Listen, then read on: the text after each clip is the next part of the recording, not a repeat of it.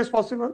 एक एप्लीकेशन लगाई दो पार्टीज ने कि ये वक्फ की प्रॉपर्टी है और उनने ऑर्डर कर दिया कि आप पार्टी नहीं थे? नहीं, पार्टी थी। उन्होंने कहा कि आप इन्क्रोचर हैं, आप खाली करिए। जबकि 1904 में प्रिलिमिनरी नोटिफिकेशन हुआ, फिर फाइनल नोटिफिकेशन हुआ। अग्रवाल साहब, what have you to say about these notifications? As regards this, if firstly Manoj may have the relief clause. Their relief clause is firstly they're seeking quashment of order dated 19/7/23. Next पे रहेगा वही तो 19/7 दूसरा relief they have sought is to declare the property if third relief is seen. Whether the property has been notified to be a waqf property in terms of section 5(1). ये इनका कहना है ancient monuments में already notified है जी। इसका क्या answer है? इसका आंसर हमने जो रिप्लाई में लिया है वो ये है कि under the act this ancient monuments act property can only be safeguarded by the concerned department of central government. The ownership of the property remains with the concerned authority. ठीक है ना, पर आपको तो कुछ नहीं कर सकता, आप हाथ तो नहीं लगा सकते ना, हाथ मत लगाना बस। ये तो कुछ भी नहीं कर सकते, ये स्ट्रेंजर हैं, ये कहते हैं कि हम इनका एनक्रोचमेंट है, व्हाट राइट ही हैज। चलो अभी तो आपको मैंने पूरा सुना ही नहीं सर, वो तो मैंने उस पर रोक लिया था। आप कैसे हाथ लगा सकते हो ये बता दो मेरे को अग्रवाल साहब। Yes, lordships. I followed as regards ownership because अरे फॉरगेट अबाउट ओनरशिप के ऊपर मैं धीरे धीरे आऊंगा सर। आप तो बताइए आप हाथ कैसे लगा सकते हो in the light of the notifications issued under the Ancient Monuments and Archaeological Sites Act. My reply at paras 7 and 8 may be seen. What I have tried to demonstrate is, Manoj, that it's under the act. It can only be safeguarded by the. कोई बात नहीं, safeguarded मान दिया मैंने। आप कैसे लगा सकते हो उसको ये बताओ यार। ये एक्ट नहीं है, इसका पुराना एक्ट है 1904 I have not the copy. I have. आपको लाइब्रेरी से मिलेगा। 1904 ये 58 फिर रिवील हो गया था 58। सर आप ओनरशिप पे क्यों जा रहे हो? पहले मेरे आंसर नहीं देना मत दीजिए, आगे बढ़ेंगे अपन। That It is a protected monument. Nobody can touch it, right? No alteration, no restoration, nothing of sort can be done by anybody. That specific government. Right. No. Like पहले इस पे क्लियर हो गए अपन। अब आप आ जाइए। What are the documents to show that you are the owner? R1 is the document, Manoj, which I have filed. क्या है ये?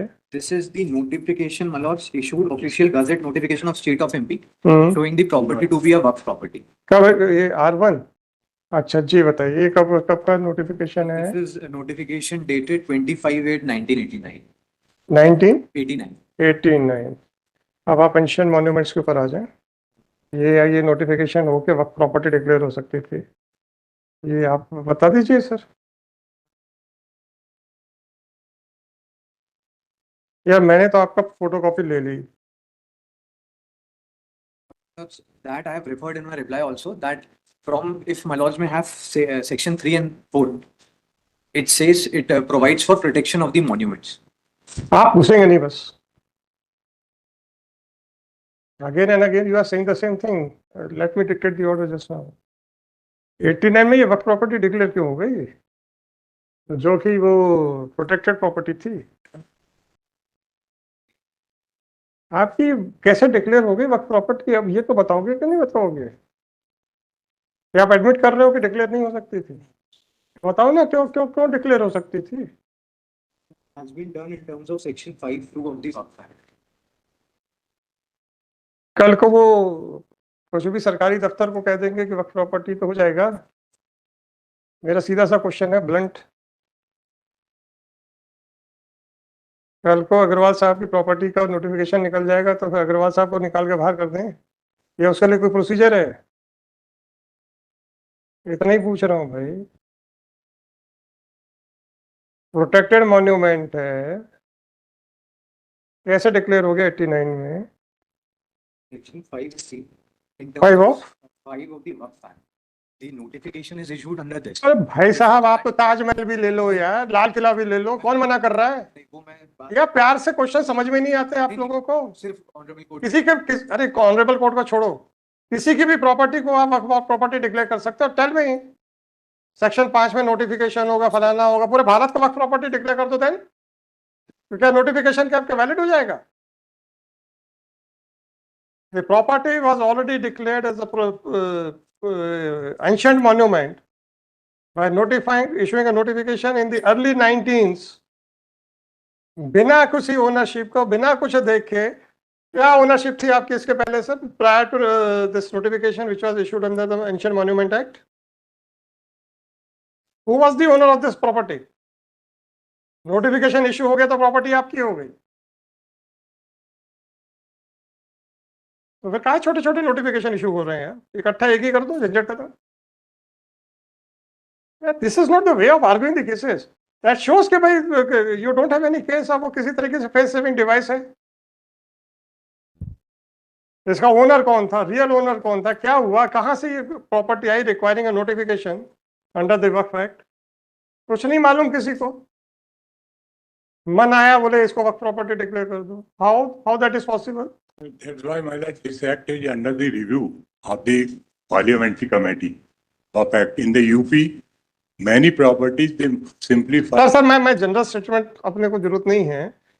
सवाल है कि जब एक क्वेश्चन को एक सोफिस्टिकेटेड तरीके से 4-5 बार पूछा गया, अब जब उसका जवाब आना ही नहीं है तो हमने कहा बंद करो, तो बंद करने के बाद तो फिर वही कहानी शुरू हो रही है कि सर सेक्शन 5 का नोटिफिकेशन, तो फिर तो ब्लंट क्वेश्चन आएगा ही ना यार. मैंने खतरा एंट्री लगाई है 54 से 55 से लेके कि ये हमारे नाम पे रजिस्टर्ड है इन द रेवेन्यू रिकॉर्ड. मैं तो कह रहा हूं ना, अग्रवाल साहब की बहस से समझ में आ गया इनके पास कुछ नहीं है, तो बेचारे फेस सेविंग डिवाइस पे बहस कर रहे हैं. अदरवाइज जब होता है तो फिर इनको छेड़ना बड़ा मुश्किल होता है. अप्रिशिएट कर रहा हूँ, कमेंट नहीं कर रहा हूँ. अगर केस में इनका दम है तो फिर इनको छेड़ना बड़ा मुश्किल होता है. तो जब ये एक पलायनवादी रास्ता निकाल रहे हैं तो उसका मतलब दम नहीं है फैक्ट्स पे. अगला सवाल ये पर्सनल आपके लिए था, not for your client. Otherwise हम कहते हैं ना कि भाई general questions are for your client, not for you. एक सिर्फ परमिशन से सिर्फ एक सबमिशन और मैं हाँ, it may be rejected sir, वो रिजेक्ट ही करेगा ऑनरेबल. सिर्फ इसमें इतना था कि क्योंकि आई फॉलोड योर लॉर्डशिप्स की ओनरशिप का डॉक्यूमेंट रिप्लाई में वो चीज़ नहीं है. whether the properties are Waqf property or not, that question has been decided. That is to be decided by the after perusal of after reducing evidences and all. So तो ये वक्फ board ने ये कैसे order कर दिया है? Tribunal का order है कि बोर्ड का ऑर्डर, किसका ऑर्डर है? ये the order under challenge is passed by the CEO. CEO ना, किसका? अच्छा हाँ ठीक है, कैसे कर दिया सर? वक्फ बोर्ड का है ना, कैसे कर दिया इसने? CEO के संबंध में हमने जो लिखा है वो सिर्फ ये आपने लिखा, इन्होंने एक्सेप्ट कर लिया? नहीं, हमने सिर्फ इतना लिखा है कि वो एग्जीक्यूटिंग अथॉरिटी था, तो just because there was a notification in pursuance of that notification he has passed that order. क्योंकि under section 54 if the properties are waqf property, CEO in terms of the sets. मैं समझ रहा हूँ sir. Well, on this question, there is a judgment of Supreme Court that subsequently declaration of a Waqf property, it cannot be declared as a Waqf property. उसमें सिर्फ difference ये था कि वो सूट के बाद हुआ था, रिड्यूस किया. सवाल इस बात का है, you are right in saying that the powers of CEO while deciding the application in question were very limited. He could not have declared the notification as null and void. He has merely acted upon the notification. Fine. So whether my jurisdiction is also very limited? That is the question. ये सिर्फ उस संबंध में honourable court has time and again refer to this. क्या ये राशिद वाली का judgement है जिसमें while considering various क्या क्या Supreme है? Court judgment, this is para 54 that if tribunal जाना चाहिए. सिर्फ उस संबंध. मैंने भी तो पूछा था कि बोर्ड का है कि ट्राइब्यूनल का है. तो किसी जजमेंट की लाइट में तो क्या होगा. अरे यार तुम तो नेशनल प्रॉपर्टी घसीटे जाओ तो कहोगे साहब वो आर्कियोलॉजिकल डिपार्टमेंट को क्या फर्क पड़ रहा है सर. आप तो ताजमहल भी ले जाओ. whether any of the officer of the archaeological department will have any adverse effect on their health. बल्कि मॉन्यूमेंट से हमको कोई इनकम नहीं है सर. अरे इनकम का सवाल नहीं है, सवाल इस बात का है कि आपका पर्सनल इंटरेस्ट क्या है. कुछ नहीं. तो सेफगार्ड these थिंग्स कि ये जो जिससे एक हमारी पुरानी सभ्यता, हिस्ट्री, अब बिल्डिंग्स बिल्डिंग्स नहीं होती हैं, इससे आपने वहां पे का जो कल्चर था वो सारी चीजें रिफ्लेक्ट होती हैं। पढ़ना आना चाहिए बिल्डिंग्स को। ये हमारे और आपके लिए बिल्डिंग है। वो लाल किला देखें तो हमें लाल दीवारें दिखती हैं, पर लेकिन जिनको इसमें हिस्ट्री में होता है तो उसकी एक एक ईंट बोलती है। They are the first hand direct evidence to give an indication कि उस समय का कल्चर क्या था, उस समय की सोसाइटी क्या थी।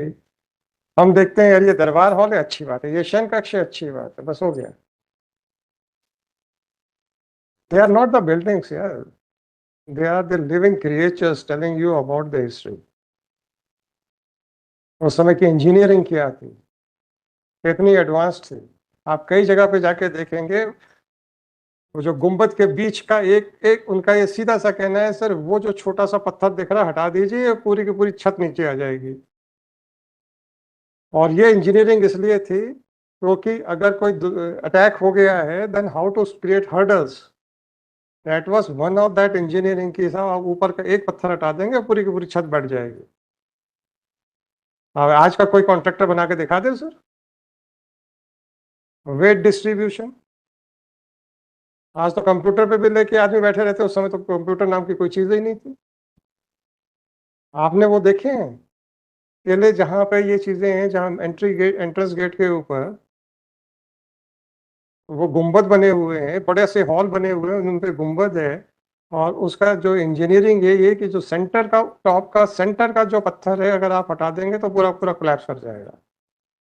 देखा है आपने? नहीं देखा सर। ये बिल्डिंग्स बिल्डिंग्स नहीं है, ये बोलती हैं, इंजीनियरिंग के बारे में बोलती हैं, नॉलेज के बारे में बोलती अशोक मनकोटिया के केस में सुप्रीम कोर्ट ने कहा, हालांकि वो रिलीवेंट नहीं था इसलिए मैंने लेके नहीं आया, उसमें ये कहा है कि these monuments should be protected at any cost। Apart from that sir, हम पढ़ने तो जाए, इंजीनियरिंग के ऐसे ऐसे नमूने हैं, एग्जाम्पल्स है। नमूना सर कई कई सेंस में भी होता है, बोले वो बहुत ही नमूना आदमी है, वो भी छोड़िए। ऐसे ऐसे एग्जाम्पल्स हैं sir, you can just imagine.